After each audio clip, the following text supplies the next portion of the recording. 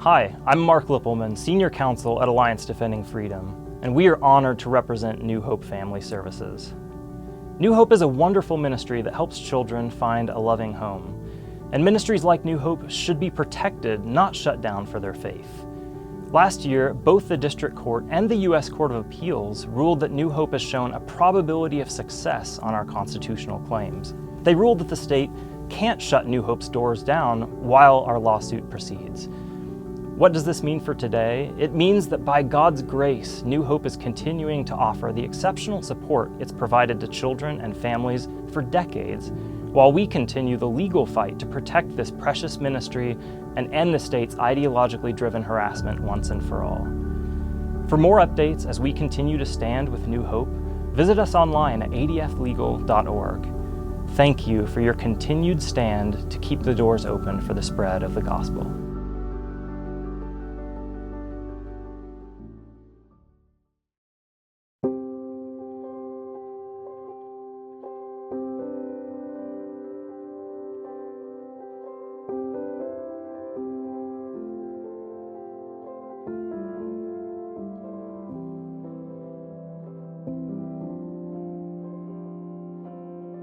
I tell couples all the time that God creates the families. I really believe that He's in the business of creating the families, and we kind of do the paperwork. The wait is definitely tough, and they're all waiting for that phone call. Is there a baby that was just born? Is there an expectant mom who wants to make an adoption plan that has chosen us?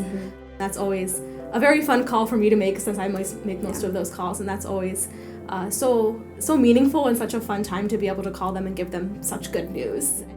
I am adopted, and so I kind of think I go back to that every single time. I think about all the players involved and everyone in the triad, and I think about I have a relationship with my birth mom, and obviously my parents are amazing.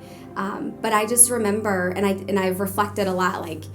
I've talked to my parents multiple times. I've interviewed my parents before. What was that like? That phone call, all the things from their perspective. And so when a placement happens, it's emotional. It's an emotional thing, and we go about it prayerfully. But it always hits home for me too, because as a baby, you don't really have any control, and you just trust that God is in charge and He's coordinating who He wants to raise you. I remember my first in-person placement that I had, and I remember being in the hospital room when the adoptive couple met their new baby, and it was such a powerful moment. And I remember thinking to myself how blessed and honored I felt that the Lord would orchestrate it so that I was a part of that child's story. Yeah. And I felt like I had done nothing to deserve that. That's only something that the Lord can coordinate.